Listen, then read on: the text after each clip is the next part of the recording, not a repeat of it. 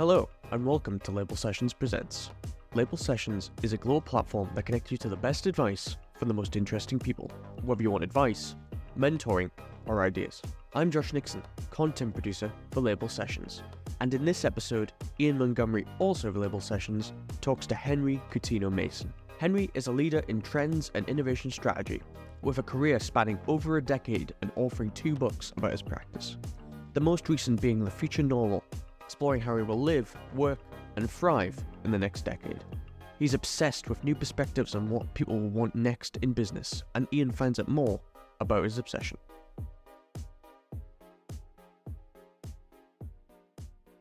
We'll kick off with a bit about you. Who are you, Henry? What are you known for? Thanks so much for having us here. It's a pleasure to talk. I guess, the reason why you're talking to me was because, and I think where we first met was when I was running a small online business called Trend Watching, which I ran for, I joined as kind of employee number 1 back in 2010 and spent 10 years essentially running it from London. And, that was an amazing experience. I feel super lucky to have done that because it's a small business that had quite a big footprint. We reached a lot of people. But I think when I speak to the people that I worked with and a lot of clients who I came into contact with through the Trend Watching business, I think they would probably say, the difference or what they came to Trend Watching for and how they saw us as different to other trends and futures people was that we tried to make it really accessible. We tried to speak to our readers and work with our clients really as equals.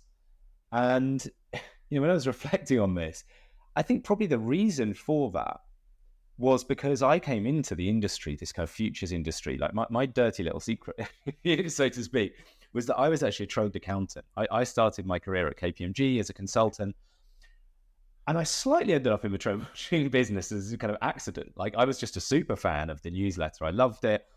And I saw this job ad for a senior strategist, and I wrote to a founder saying, I'm not senior, I'm not a strategist, but I loved it. So I did this kind of huge 2,500 word job application, which I didn't realize how weird that was at the time. And I basically guilt tripped him into meeting me for coffee, and then started off doing some freelance work, and then ended up, as I say, running the business for a long period. But I think part of the reason was personally why I was really, I guess wanted to make the content and the way of writing, much more accessible, was I didn't feel like I had the authority or the credibility to kind of speak down to people. I think a lot of a futures business feels like it's people who, I know a lot more than you, I'm some kind of mystical genius and I can divine the future, speaking to the clients, whether intentionally or unintentionally, in this kind of slightly, didactic way.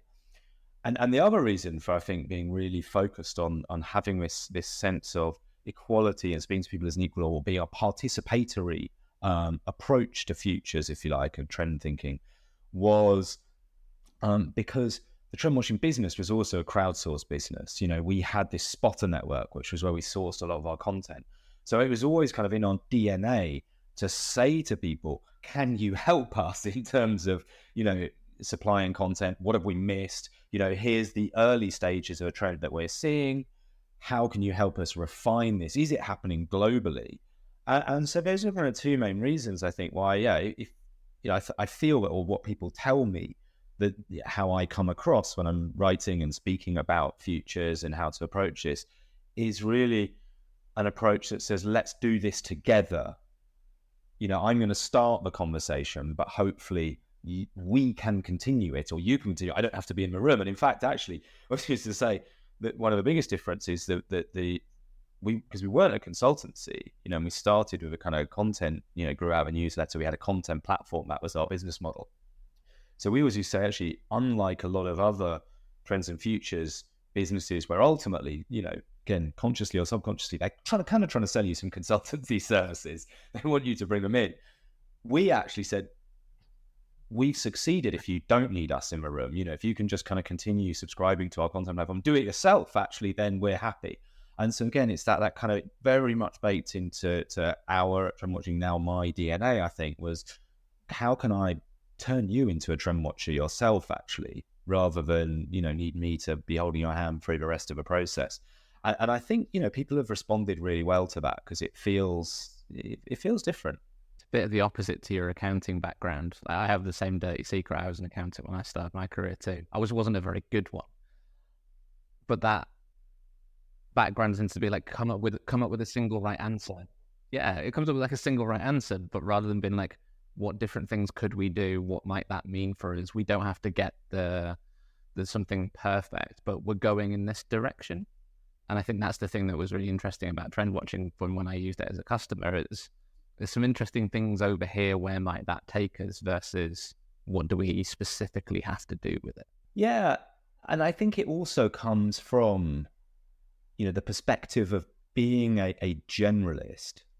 And we were always very proudly cross-industry, and so if you're an expert in an industry, and I know you've done a lot of work with transport in the recent thing, people do look to you to have a view on where is, the future of transportation or mobility. And, they're of course, that's what they're paying for.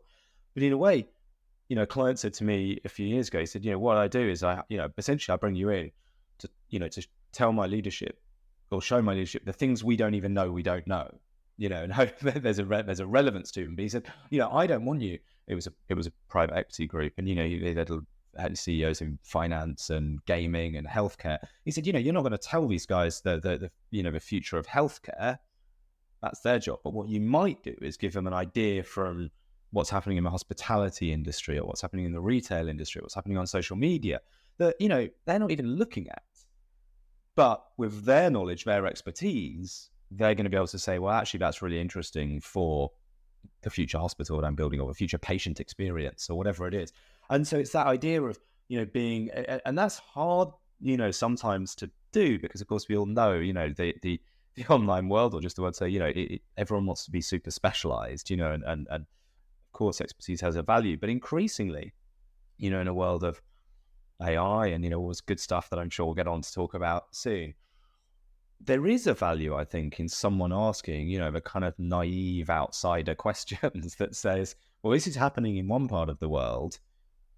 What if? And again, I always used to say to people, our job is not to predict the future, exactly what you alluded to there. It's to help you ask better questions about the potential futures that you might be able to create. Because no one knows the future. To say again, if I could predict the future, I certainly wouldn't be standing up and, running workshops or standing up on stage. I'd be sitting on my private island somewhere, having traded my way to billions. That's not the role of a trend watcher of future forecaster. I don't believe it's about, having those conversations. But I love that. I think that's the interesting part of our job is to say, it's not just saying, well, I know where everything's going and that's it. Then you just say, sit at a desk trading stocks and, hedge funders, and the people do that very well. I think the interesting part is sitting down, with people who, often run some of the biggest businesses in the world or are creating some of the most exciting businesses in the world, those kind of people, and say, here's where we are today. What would it look like if we created X or Y? And again, and I think I've been incredibly fortunate to be able to do that. And with a certain detachment from the operations of a business, be able to ask these kind of slightly naive questions and say, why can you not create a future like this? And as I say, being somewhat detached from the kind of messy reality of the operational day to day. And of course, I had that in my own business when I was running a business. And I know it's not always as easy as that. And there's always a gap between where you can get to and or where you'd like to get to. But I think there's something, as I said, hugely motivating, hugely inspiring, hugely fortunate about being able to have those questions with, let's say, some of the people who are running the biggest businesses in the world, and say, what could the future look like now you've seen X, Y, and Z. It's interesting you talked about the transit thing for us, but it's like, I don't know how to run a railway. There's lots of people who are very smart at doing that, but often those people don't have an idea for a station. So it's like the ideas for that come from shopping malls, from airports, from guest experiences in hotels. And to me, that's the two worlds have to come together. And maybe that's like an interesting segue into the book that you've written. So I think that when I read it, I love books that are, last week I had it by my side because I was at home. Josh got it behind him, but yeah, The Future Normal. I loved it because you've got like 30 different kind of themes and they're super broad, and you can see how they like relate to each other. But I don't think enough people talk about the really big picture stuff. So it's kind of refreshing to read a book that looks at the world at that high level. Like, what led you to write it, and why did you write it in that way? Yeah, I mean, it's good. Thanks for the plug. I guess to kind of take it, in reverse order, what led me to write the book? Again, like so much of my career, it was a slight accident. So after I left trend watching in the pandemic, I took a bit of time off, and then just kind of calling, people, touching base with people who I knew. And I didn't actually have any real great intentions to write another book. And I spoke to Rohit Bhargava, my co-author, who's based in Washington. And I'd literally met him for 20 minutes at an event in New York where we were both speaking in, I think it was October 2019 or something. So it was about 6 months before the pandemic, October or November. And, I was just kind of touch base, hey, and, how are you finding the industry? What's going on? We're in the middle of lockdown. And we kind of got talking, and we just realized that we shared, we bonded over coffee, and we realized we shared this kind of view that, we were kind of, we speak in the book about that we're reluctant futurists, and we were often put in this position of futurists on the kind of conference billing or whatever it was. And I think we were just talking about, the role of futures thinking, and that, that moment at the end of 2020, obviously, like, everyone was looking for people of, what comes next. But a lot of it was quite dystopian, or quite simplistic, we thought. And so we just got talking, and then we kind of said, well, we both got a bit of time, we're not doing as many events. So we should we write a book together? And it was amazing. Like, and we spoke about this when we launched the book. Our experience of writing the book, in a way, is a microcosm of the underlying thesis of The Future Normal, in that things that start off being kind of remarkable, and then, at when they emerge into the market or into, human life, they're kind of this very, as I say, remarkable, strange, novel, niche behaviors. But we've done a good job with the book if actually in 5 years' time, or certainly 10 years' time, it looks completely obvious. And like every chapter is unremarkable. In fact, that would be the biggest mark of success, is people look back and go, well, why are we even writing about that? And I think, that is, when we were saying to someone, we wrote this book together having only met for 20 minutes, and we did it entirely on Zoom and, back and forward with Google Docs. That is not really a remarkable story anymore today. But I think 5-10 years ago, it would have been almost inconceivable, the kind of early stage.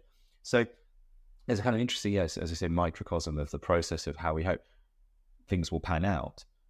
But there's also this idea that we said, people are so obsessed with the future, but it's too often this kind of sci-fi or dystopian view of the future. And we were like, this is not really the reality of what we're seeing. When we're looking at some of these amazing innovations and some of the entrepreneurs we're speaking to, there's some amazing stuff happening. And there's, we just felt there was not enough people kind of asking this question, like, as Rose said, what if everything goes right? What if some of these businesses could stay at scale? And that's not to be naively optimistic that all of these businesses will go on to take over the world and, they'll all be hugely successful. There's a long way to go. And interesting, kind of since we've been publishing the book, we've had a few instances, the biggest one probably being Van Moof. So every chapter we have, essentially, it's all structured around a what if question. As you said, there's 30 chapters. We call it the kind of executive airport book. And the idea is, you can dip into it. And it's all written, it's designed to be read basically in chunks of 15 minutes, because we know no one has any time. So it's kind of, you can skim the table of contents and go, here's an area that I'm interested in, maybe relates to a project, here's a big what if question. And it's based around an instigator. We call them an instigator, kind of a featured startup or governmental organization or person or whoever it is, but usually a kind of startup that is essentially doing something quite radical, doing something quite differently. And it's our way of using that as a vehicle to ask a question, what would the world look like? What would life look like if this became commonplace? And we look at, one of the chapters, we look at Van Moof around the 15-minute city and micro-mobility and how that could change the way we live and work and experience cities. And, whatever it was last month, a few weeks ago, Van Moof went bust. And I did a little post that said we were waiting for this moment.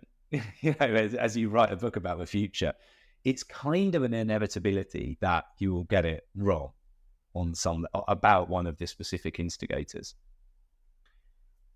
Well, this is what I posted about. There is a kind of a skeptic's view who would say, you've written about this, they've now gone bust. Ha ha ha, you guys are idiots. And again, it goes back to this idea that we were talking about earlier. It's not about predicting the future per se. We're not saying Van Moof is suddenly going to be the next Ford and we're all going to be riding Van Moofs everywhere globally. That's going to be the way we get around cities. The point of that chapter was about saying, the idea of a city that is much more livable and the 15-minute city, and there's a whole nother conversation about the whole conspiracy theories about how that's been taken over. But this idea that people want to have access, it's basically about convenience, it's about accessibility and it's about choice. And it's about saying, and again, our model of how to spot the future is about, let's ask a question that speaks to basic human needs that are going to be around not just for 10 years, but 50 years, 100 years, and this idea of what do we look for in our local environment? It's access to things. Right? Sometimes that's convenient things, sometimes that's entertaining things, sometimes, whatever it is, right? We want things. And that's one of the chapters that I'm actually proudest of, because it's again, what we try to do in the book often is, and Rohit's background is he's got this whole series about the non-obvious trend guides. Again, I think we've done a good job if we take something that you've heard of and give it a new spin, give you a fresh perspective on it, help you to see something different about it. So there, a lot of people I think have heard of the 15-minute city and the benefits that might bring. A lot of people might have, heard of micro-mobility and be aware of, of course, the disruption and changes happening in that, that space. Me and Mo were having a conversation, and it struck us that not many people had put those two things together. And so what we said is, a lot of the thinking around the 15-minute city is about essentially physically reconfiguring the city and putting doctors, with it every 15 minutes, putting amenities, moving them into your neighborhoods. And we said, well, that's quite hard. And, there's a reason why cities kind of have a law of, they spread out and they're a bit messy and inconvenient. And, it seems to be fairly global. And that's going to require a lot of top-down thinking. And we said, but hang on a second, there's all of these electric micromobility services and vehicles, from e-bikes to scooters to quadricycles and, some fun stuff happening there. To autonomous microbuses that can kind of have dynamic routes, and we're seeing all of this innovation in the kind of as I say, the micromobility sector. And we said actually the kind of the core of what that enables to happen, what it enables people to do, is to travel further, faster. So suddenly your 15-minute city, if you're on foot, your 15-minute city is quite small. If you have a patchwork of, hopefully electric, but, kind of more diverse transport options, some of which will be public, some of which will be semi-public, some of which will be shared, et cetera, or, a more affordable e-bike solutions or whatever it is. So, you can physically travel further, faster. So the city can stay the same as it is today, but in 15 minutes, you can cover a quarter of it rather than only 10% of it. And so, as I said, there's a few chapters like that where I feel that we've really taken a topic that, everyone was talking about, but through the medium of an instigator, an example that you can really understand. It's very tangible. It's not us kind of, hypothesizing what if this, magic business came into existence, this magic product. Just saying, no, there's a product here that's currently maybe only being used by a few people. But what if it scaled? What would this, what would the life, what would the landscape look like? And then at the end of every chapter, we just ask a few questions again to someone who, and really those questions are written at people who aren't, in that immediate industry who are not in there, because then they'll be looking at this already. But if you're a restaurant or a hospitality provider or a doctor or whatever, running a healthcare business like we were talking about earlier, the 15-minute city and electric micromobility, might just change the way you think about the landscape in which you operate. And the same with our chapters on the future of work, the same with the chapters on sustainability. If you're running a hospital, you might not be thinking about these questions every day. But, and again, this is what I love about the way we look at the future. Once you've got something really, as I said, really tangible, once you've got an example of a businesses which are already operating, and we've helped bridge that gap around here are the bigger questions that this business poses to the wider landscape, to other industries. Again, the feedback we get is suddenly sometimes people can feel that's such an accessible way of thinking about the future, because it's very easy to turn to your colleagues and say, oh, there are these 3 businesses doing these 3 things. What does that mean for us? And everyone's going to have a point of view, even if it's just saying, well, that's not going to have any impact on our customers, our users, our employees, whatever it is you're having that conversation. But most of the time, people go, oh, yeah, that would be quite interesting. How's that going to change our business? And that's so much, as I said, more accessible. We go back to at the start, we were talking about what am I known for?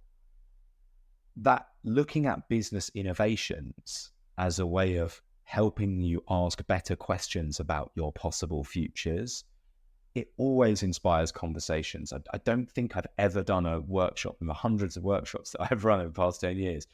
Doesn't matter what job function you're in, you don't have to be in the innovation team or, the marketing team and be a kind of creative, in inverted commas, and that's a horrible word, to have a point of view about how this might impact your business.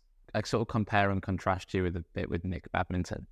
We did his interview a few weeks ago, but he's done his futurism book, and his book is very different to yours. I think he mentions dystopia about 100 and something times. It's quite dark. It's quite not negative, but here's a view of the world that could be quite bad. How do we make the world better? How do we avoid this dystopian future? Is almost the way of interpreting it. But I watched this. We'll take mobility again because I'm a nerd about it. I watched this in real time in Toronto, where you actually need the Nicks of the world that are looking at, we're heading in that direction of dystopia. The 15-minute city thing in Canada is crazy because the nut jobs all come out of the woodwork. Like Edmonton's like probably the hotbed of people hating on the 15-minute city. But not that long ago, we had restaurants going, if you get rid of the parking in front of my street, in front of my restaurant on my street, my business is going to die. Now you have them going, hang on a minute, lots of people are turning up on electric bicycles that the city has, and business is booming, and and I have a patio outside instead of parking, and my world has changed. And they're not mobility experts. That's why they thought losing parking would be a thing.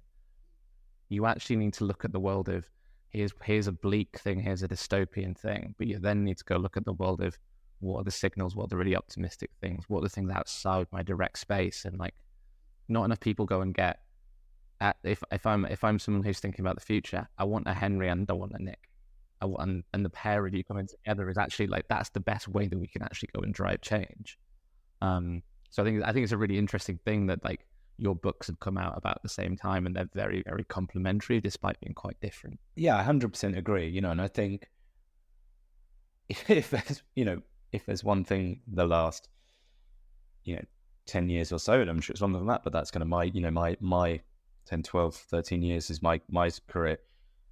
So been through a few of these cycles, and it's patently obvious, right? The kind of, blind techno-utopianism is not going to come to pass, right? If we just leave things, to themselves, right? Social media, the Arab Spring, remember when social media was going to connect us all in this kind of harmonic utopia where we could all listen to each other's views and become connected? Well, of course, it didn't happen like that. Trump, China, Brexit. But you're right. Our book is probably 80% optimism, 20% pessimism, or more like pessimism. We just ask a question, and they're sprinkled in the book. What if it looks like, but let's be mindful of this, and this could happen. There could be negative consequences, etc. But that is definitely not the focus, because we just felt there was enough in the market doing that. And as I said, I haven't read Nick's book yet, but I will definitely read it after this. as you say, they need to be read together. I want to switch to AI a bit. So you're a crazy, frequent, opinionated poster on the topic of AI and how that relates to companies today. And I suspect you do it partly because it's good for the algorithm, but you're very knowledgeable in the space. I'd love to get into your head around AI away from the Gen AI crap. But I think this is a space that's super broad, but you have quite a strong opinion of what's interesting, where the trends are here, and you're launching something in that kind of space around visual AIs, right? Yeah, well, again, that seems to be a common thread through a lot of my career. It was a slight accident how I ended up, writing so much about AI, thinking about it. And it was really one of the clients I work with, and I think I've done 5 sessions at their kind of CEO day. It's a group of companies. And so, we're always slightly looking for new things to talk about, because he's like, you can't just come and do the same presentation or the same structure. And so the founder of the group said, well, can you do something on AI? It's the big topic. And this was back in January. And so I said to him, look, I'm not an AI guy. So firstly, I actually bought a friend of mine who is an AI entrepreneur, and she's raised over $100 million and been an open AI partner for kind of 3 years, beta partner. So she was able to give the kind of credible perspective on what's actually going on under the hood, which was great.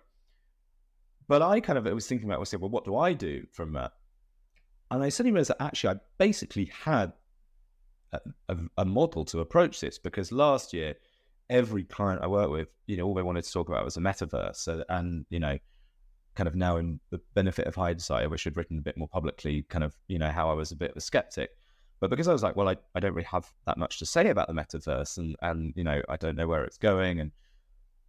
But what I do know is about basic human needs and wants. So my presentation around the metaverse was, the metaverse is kind of very uncertain about how it pans out. But what I believe the metaverse is really about, or what it could be about, is about kind of status and identity and community. Because as I said earlier, my model of thinking about the future is always to say, yes, there's a lot of stuff that's changing. There's a lot of exciting new things coming into the marketplace. But fundamentally, the way to understand how to think about these, and specifically think about these in the context of your organization, is to think about the basic human needs and wants that they might serve and that are important to your business. So if you're a bank, it's going to be about trust, and it's going to be about security, right?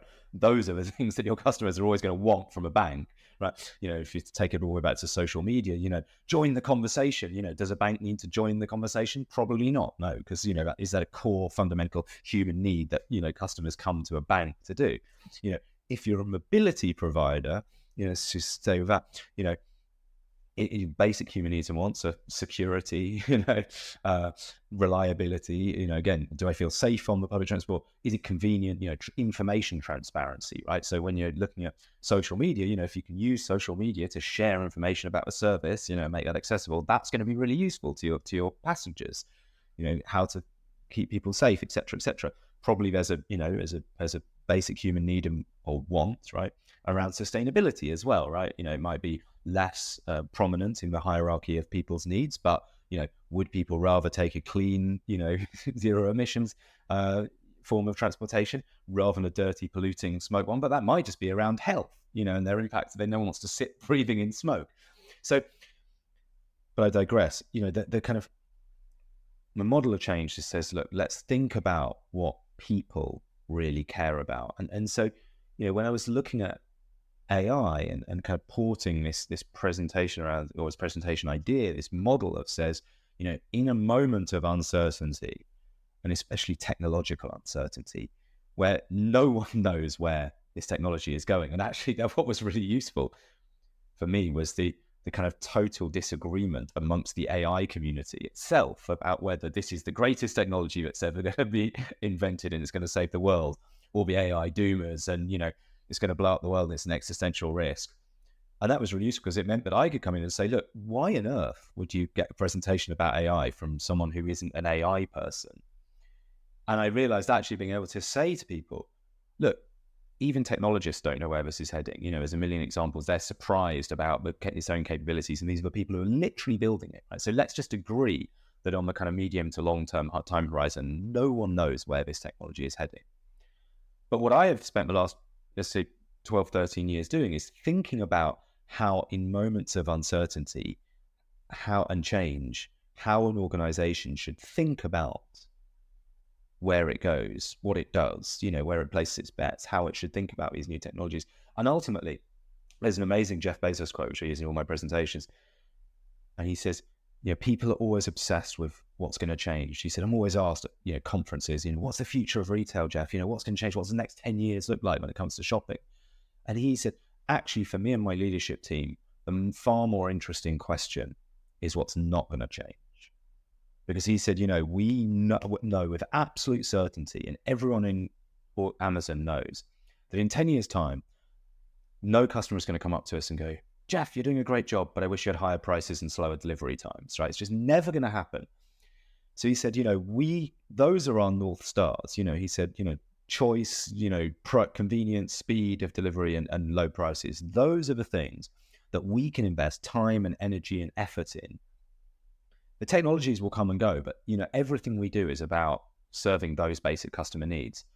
And so I often said, how many organizations have that level of clarity over the basic human needs and wants that, they need to be working for the next 10, 50, 100 years? It's a kind of sobering moment for most executives. If I asked everyone in the organization, what are the basic human needs and wants that you serve? And does everyone give you the same answer? I suspect most organizations, they don't. And so when it comes to AI, you notice we've hardly talked about AI in this question, because it was this idea that actually having this framework that says, yes, there's a whole load of change, but looking at all of that change through the things that won't change is a very human perspective. It's not a technological conversation at all, but it's a conversation that not enough organizations have. And then the other piece of it, he said that, we launched something new.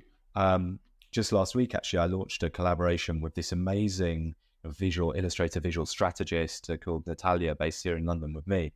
And she does a lot of scribing work for conferences and does these visual workshops that you will have seen, where illustrators capture what's being said on stage in keynotes and produce these little graphics. And, we felt that it just was not enough humanity. There was not enough visual thinking in all this conversation about AI. And also there seems to be a lot of, the conversation about AI seems to kind of be, it's either very personal. It's like, this is how you should prompt, this is how you can get ChatGPT to do 5 things in your job and get it to check your emails or whatever it is. You personally can become an AI empowered, super worker. Or it's the kind of McKinsey C-suite, like, generative AI is going to add $3 trillion to X industry and this function. But certainly most of the people I deal with, and I suspect most of the people that you deal with, are in organizations, they work in teams, and they are, part of a team that launches a product or a service or an experience or a campaign. You launch initiatives, right? There's a C-suite are thinking kind of big 10-year, time horizon at a macro level. And then, of course, there's the skills you need in your day-to-day job. But most of your work is still done, and it still will be done in the AI world, working with people to deliver a project. And there's some really cool stuff happening in, AI innovations in that space, and thinking about a product and, say, service campaign experience level. And so we've created these, it's essentially a kind of a graphic illustration that says, the first one's focusing on marketing and advertising, that say, how should you think about AI? How's some kind of really inspirational case studies and some bigger trends, opportunities, whatever you want to call them, that you can, again, goes back to this idea of what I'm trying to always do, is to give people something that you can sit down with your team or with your clients and say, in 2 or 3 minutes, we've seen this. This has inspired us to ask these questions around, what does this mean for our organization? Could we use some of that thinking in our current projects, in our future projects? And it's been a lot of fun as well. This podcast is brought to you by Label Sessions, the global platform that connects you to the best advice from the most interesting people. Around the world, we work with brands to connect their people to true leaders, just like the people you hear on this podcast, for live sessions of advice, mentoring, or sometimes to collaborate on ideas. To find out more, visit labelsessions.com and book in for a demo with our team. I really like the Bezos thing about what won't change, what hasn't changed. And I think of if you look at it in the context of work and AI, so much stuff in AI, like the easy low-hanging fruit in AI today is actually taking a lot of work away. Like, don't make me think about that thing. There's a lot. I love the Rory Sutherland quote, like, much work these days is arse covering disguised rigor. Like, fill in this form, go through this process, people in a change program, is this initiative, and we're probably getting slower and slower. I've got no evidence to demonstrate this, but beyond, like, just things feel slower these days. Why does it take longer to build that building? Why does it take longer to launch that product, whatever it might be? But actually, that to me is like where there's really interesting stuff in AI there. That's like, I don't really want to be wrong. I don't really want to be fired. But like, there's lots of work that I do that, do I really need to do this? Should I do this? Is this adding any value? Does it make me happy? Does it stimulate my brain? Do I enjoy doing it with my peers? Whatever it might be. I think that is so fascinating. But we kind of like don't necessarily acknowledge how we work is still very much email, Excel, PowerPoint, meetings, minutes, documentation. Well, actually, how do we do this in a way that we can have a great conversation, have a big idea and go test it? And if we're wrong, what do we learn? How do we go and improve it? Without having to spend all the time being like, here's all the documents that we spent hours and hours writing, worrying about have we used the right word? Are we going to upset somebody? Blah, blah. I think that's way more interesting when it comes to AI, which is like, but back to the Bezos thing, what hasn't changed? We just want to do good work and have a positive impact on the world. And is that a bad thing? So yeah, I think like more and more people who think about the human side of it, the better, because there's just nowhere near enough people being loud enough voices in that kind of space. Rant over. Well, I think, you had Tom Goodwin on before, and I think he posted, the other day that, I know I'll get the details wrong, but it was kind of like, I had, maybe I can do a couple of hours of good work in a day, right? And sometimes maybe only in a week, but the rest of your kind of working week is so filled up with, as you say, kind of busy work or, slightly negotiation and logistics. And I think his point was, again, he, as the luxury of a kind of independent consultant, I mean, we at least have the luxury of carving out those few hours, right, to actually sit and have, ask those bigger questions or think about it. I look at some of my friends' diaries, in large corporations, and it's like, 7 hours of back-to-back meetings and calls. And as you say, it is a lot of these organizations, it is all coordination, or it seems to be, and reporting and checking, and as you said, kind of logistics around work. And I think one of the best books of the last decade is Bullshit Jobs. I forget who did it, David someone.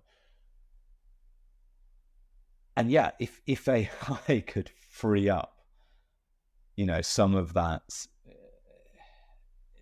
formality, logistics, or reduce it, then I think it's very interesting. Of course, the reverse is also true, a bit like, let's remember the kind of lessons of social media, that the utopian outcome doesn't always work. If it becomes trivial, instead of taking you 20 minutes to, request some documentation from someone, if it takes 20 seconds, does the volume of paperwork just expand even further? Because it, both from the kind of requester and the submitter, it becomes easier. So do we end up creating even more quicksands to wade through, because it's just easy to do that? And look, I suspect the reality is the organizations that find ways to resist that bloat, that AI kind of logistical coordination bloat, will be the ones that win, because they will be the ones that can move faster and use AI to increase efficiency rather than use it to kind of get this nightmarish, to use the word dystopia, scenario where it's kind of, AIs are reading other people's AI-driven requests, and, you can easily paint a kind of horrific. But, you think about the transition from a pre-digital era world of work to the current, world of work. In fact, you talk to people, when emails didn't exist and, PowerPoint presentations didn't exist, and you actually had to kind of, print out and send someone a document if you wanted them to read it, and you had to send them a document. You couldn't just CC the kind of whole department. You really had to think about whether there was a cost to producing information and distributing it. You made damn sure it was important to that person, whereas now it's trivial. And I remember I've looked for this article for ages and I can't find it, so I have no source. But I remember reading a fascinating story in the FT about the law of unintended consequence, and I've spent hours actually looking for this. So you'll just have to trust me. But there was this amazing story about how, when DARPA and, the US military first kind of funded the internet, part of the business case, and it was talking about the law of unintended consequences in innovation. And it was this idea that the US military funded the internet and the electronic distribution of communications because it was at a moment in the post-World War II era, and I think it's the Korean War and, Korean War going into the Vietnam War, of having this global theatre of operations. And the idea, the business case, if you like, for funding, digital communications was that it would reduce the cost of military operations because you could manage, remotely, essentially. You could distribute information instead of having to send it, via paper or, telex, whatever it was. And of course, what happened was in the 10 years after the introduction of DARPA, and the kind of electronic communications, actually the US military travel budget went up exponentially. And this article saying, this book said, why was that? And when they kind of looked back at what had happened, of course, what had happened was, I can't remember the detail, but directionally the story was, instead of people being responsible for kind of, X number of people, whatever it was, probably 150 because it was Dunbar's number, you had smaller units and it was a more distributed chain of command, kind of in Second World War and pre-digital era, pre-electronic communications. And what happened is when you allowed people to communicate electronically, all that happened is people could, be aware of a much larger footprint, and the reporting, lines became, expanded essentially. And what happened is, in the end, as we know, right, from the pandemic and coming out of a pandemic, is electronic communication works up to a point, but then you will want to get together and physically break bread, have moments where you connect with those people individually. And so, the theory that rolling out and having, being able to communicate electronically will depress your travel budget, we know, right, we've now got 50 years of proof that the exact opposite happens, right? You end up getting on a plane more, you end up, going and having, these global operations, and you still get together and you still spend fortunes doing all of these things, and it is that, as I said, the law of unintended consequences. We are very, very bad, and I think we always will be very bad, if we're honest, at predicting all of the outcomes of any change. And I make no, profession to be any better than anyone else at doing this. I am equally as have as many blind spots when it comes to predicting the future. Hopefully, though, as I said, what we do when we ask these questions is to say, well, at least just let's explore some of the scenarios, some of the opportunities. There was someone I was talking to for one of these a few weeks ago, and he talked about knowledge being, well, more knowledge is always a good thing, and I agree with that to a certain extent. But there comes a point where you can have more and more information, but it doesn't necessarily lead to you making it better, faster, more successful decision. Yeah. Because you'll never have all the information. So there's that extended the Bezos quote of like, if the anecdote and the data are in conflict, I'm inclined to trust the anecdote. I love, there's something really interesting around that, like how that relates to AI. Well, I love that, and that's one of the things that I've actually been banging on about for a number of years now. And in the first book I wrote, this is one of the things, is the role of data in decision making, and especially in the innovation process. And one of my big theories is, and I think AI is kind of supporting this, we'll get to that in a second, but historically, and especially if you're talking about investing in big physical infrastructure, a lot of the kind of, the business world, or in the kind of field that we're in, right, the kind of futures forecasting, market research, intelligence, all of this. But if you were a decision maker, the rational decision was try and collect as much information up front to kind of de-risk your decision making, because your decision is kind of, quite binary. You're building a factory, right? It's going to last for 20 years, whatever. It's expensive capex, and you want to make damn sure you get that decision right. And so that was, very much the rational thing in the kind of, again, the pre-digital era. I think what that has done is kind of left a brain print, a legacy that is actually really damaging, because I think, the correct approach to decision making now, tied to your kind of anecdote and data thing, is to make bold decisions that you don't really have any data to support. You have an anecdote, you have a hunch, right? The organization, they create things, they launch innovations that are ahead of the marketplace because there is no data to support that. They just have a visionary leader, founder, whatever it is. Says, I have a hunch, I think this is the way the world's going. But what you could do instead is place, perhaps multiple slightly different small bets, collect the data in real time, and then see which one is working, and then, reallocate your resources, because you don't need to get it 100% right on day one. It's not a factory, right? You don't have to build that factory and get it right. So much of the things we're doing, you can test digitally at relatively very low cost.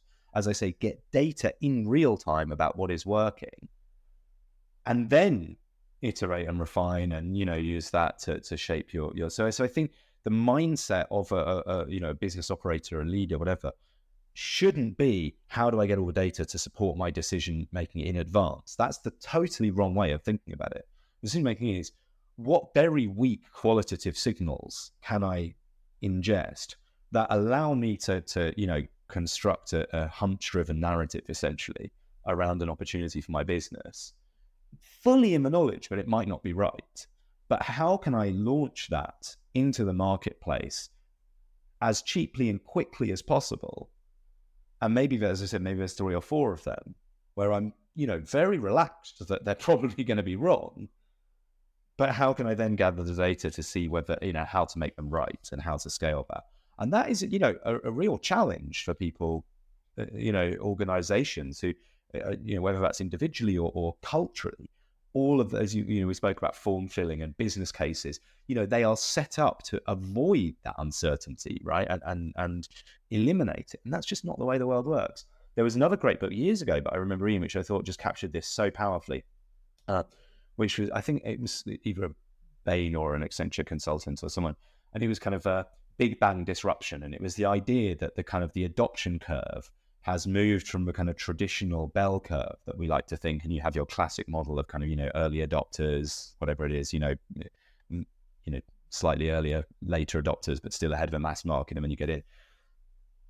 And their thesis was, what we've now moved to, instead of that smooth kind of gradual curve, it is a shark fin that essentially goes from, very small to almost vertically up, and then can drop off almost straight away. And this, especially in the digital worlds, we've seen, whether it's Zoom or Peloton, Peloton's not digital. But in the pandemic, we saw a whole load of industries. Well, ChatGPT, yeah. But I guess, again, what we were saying with kind of people going bust, individual businesses may come and go, but, the challenge for a business, or the opportunity for a business, I should say, is kind of positioning yourself for those kind of shark fin disruptions, those vertical, almost near vertical adoption curves. Are you able to, if not create them, is the ideal situation, or at least be a fast follower? And then on the downward slope, have you invested so much that that's going to kill the business, or can you kind of, gradually, tolerate or manage that, either gradual decline or move on to another curve, be ready for the next shark fin. But it is it is a tough world for innovators out there, as we know, because, things come and go. The pace seems overwhelming. But again, it goes back to that Bezos quote. The world is overwhelming. The market is complex and chaotic. The only thing you can do, I really believe, is to focus on, as we discussed, is to focus on the things that won't change for your customers, and just make sure, you continue to innovate, iterate, all of those kind of cliches around those core human needs and wants. And that will give you a stability and an anchor that will help, you and your team avoid the kind of shiny object syndrome. There's a really interesting thing about looking from the perspective of infrastructure. And again, I'm a bit of an mobility nerd, but the Elizabeth line, it's been transformational for London. There was years and years worth of business case work that went into what will the return on the investment be, blah, blah, blah, blah. And it was wrong. It wasn't like, it's a more positive return on the investment already. It's taken a long time. It went over budget, blah, blah. But you could have made that decision based upon the anecdote of how many times have you not gone somewhere because the central line was too busy, too hot, too crowded, and you don't want to deal with it. Lots. Build something new. I'm oversimplifying it, but there's when can you take a big bet because of an anecdote rather than spending all the time sifting through something to try and make it pre-rationalize something that and you have the gut feel is the right thing to do. I'm conscious of the time, Henry, that I could talk all day and I still get shit from the team if all my interviews last longer because I have a great conversation with you. But all throughout this history around trends and futures, where do you go? How do you build this perspective? How do you take all that information? Where are your sources? What do you want to share with people? This is a little bit of my process about how I do it. That's a great question, and try and distill it down into some useful thing. So number one, as we've just been discussing, it's not always about having an insane volume of data. Sometimes it's just about having a single data point, a very qualitative data point, where you think that is novel, that is interesting, and most crucially, that could have wider relevance to other organizations. So the bar that I'm always thinking about when I'm reading or whether I'm talking about or whether I'm publishing and writing is, could someone in almost any role and any function and, in any industry, it's not always, you don't always tick all of those boxes, but could people who this is not immediately relevant to call their team or call their clients into a meeting room and have a kind of a 20-minute, half an hour, up to 90-minute discussion about what this single example shows, for the future of X, future of their organization. So to give you just one example of, seeing a single data point that triggered a trend, which this was probably 5 or 6 years ago, but I'm still writing about a lot, still use it, still see it popping up, was Allbirds created a new kind of rubber sole made from plant-based, they call it sweet foam. So it was, instead of using fossil fuels, it was made from sugarcane, essentially. It was a kind of rubber derived from renewable resources, sugarcane. And what was really interesting about that when they did it, whenever it was kind of 2017, 2018, they open sourced it because they said, we are essentially a minnow in the shoe, the footwear category, right? Nike and Adidas, they produce billions of shoes. We are a tiny startup. Our focus is sustainability, and we believe that, the industry should move to this kind of, this model of instead of using fossil fuels and non-recyclable rubber. And, the minute I read that story, I just thought, wow, that is a really interesting, very transferable position. There are many organizations in many different industries that are working on not just an environmental problem, but it could be a social problem, it could be something else, where actually what they are doing could be scales to the wider industry. And, I just thought that is a really provocative, interesting, powerful, position of leadership to take. It's a very powerful position for a brand to take. And, so there's something in this. And then you start looking for other examples. And, I think we found some, very soon around, other things that organizations are doing at the time.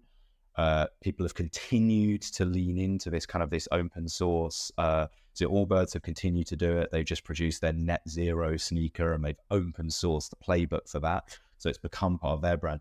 But what was really interesting actually is when I was looking for kind of other examples of brands, if you like, giving stuff away. And we've seen it in industry after industry. There was a manufacturer of kind of food takeaway trays. That PFAS is a big problem, if you know about that. It's kind of the forever chemicals which, coat these things to make them waterproof and greaseproof. a manufacturer said, this is an industry-wide problem. We've created a PFAS-free waterproof recipe, but we're going to essentially open source the recipe. We saw it in around data, and I think it was Bloomberg Philanthropies. They essentially signed up all of the big mobility providers. So they got, I think it was Ford, but they got Uber and Lyft to kind of share their data into a kind of a public sandbox, if you like, to help share with local governments to help them redesign cities or design cities around to minimize congestion, et cetera, et cetera. So it's this idea of kind of saying, look, there are bigger problems, not just environmental.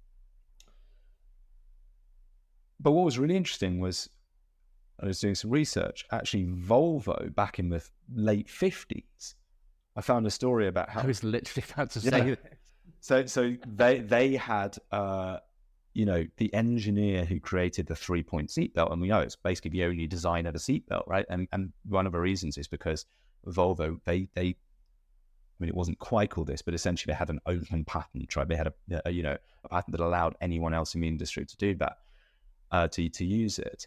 And and when I was reading about that, it's still part of a kind of Volvo brand story. They still talk about how their invention was given into the industry, and it's helped save millions of lives over the next 50, 60, 70 years through the automobile era. And so when I present, I kind of use that as a kind of a rousing story about how it makes a couple of points. Number one, trends are often, there might be a shiny new blockchain or plant-based rubber or whatever it is. There's a kind of shiny new spin on the innovation, but the underlying thinking around differentiation, speaking to a customer, basic customer need, safety, security, whatever it is, sustainability, positive impact, is probably there's a universality to that. And so that was kind of it, great example of how a trend is kind of timeless and novel at the same time, and spans different industries.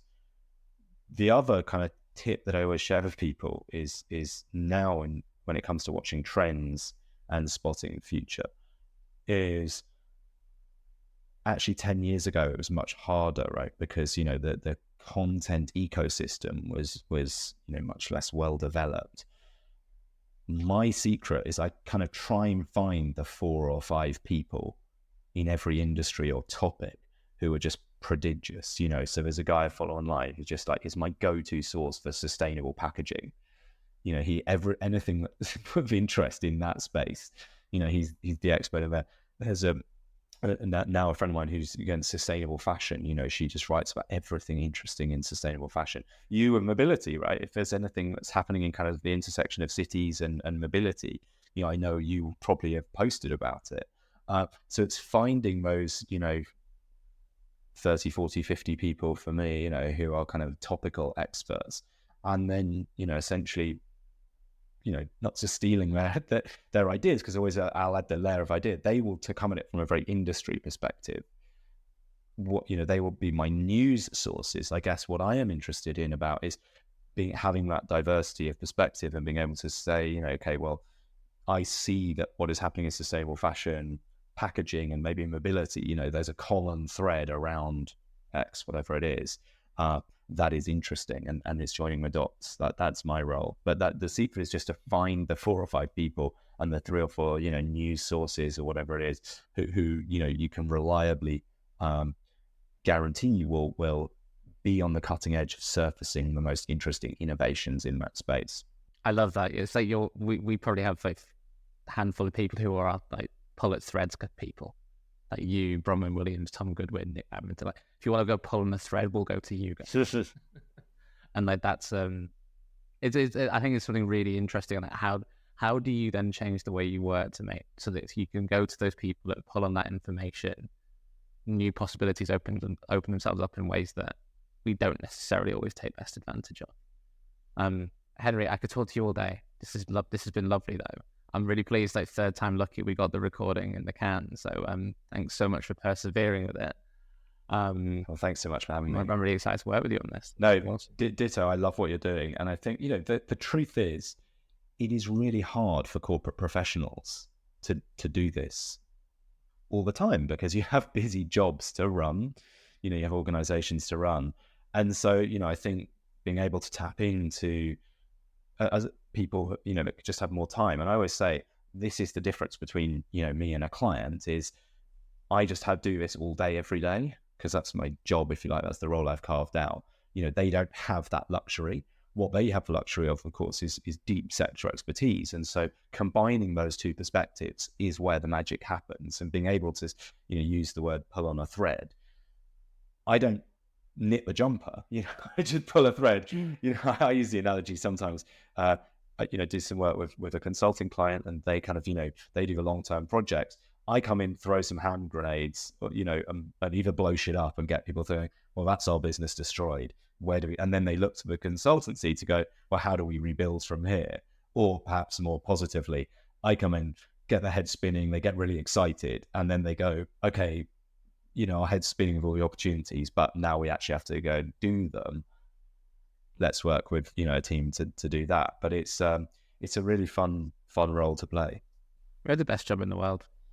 Genuinely. Well, when it works. I wouldn't want to be responsible for running a railway, running a bank, but like this is far better than me.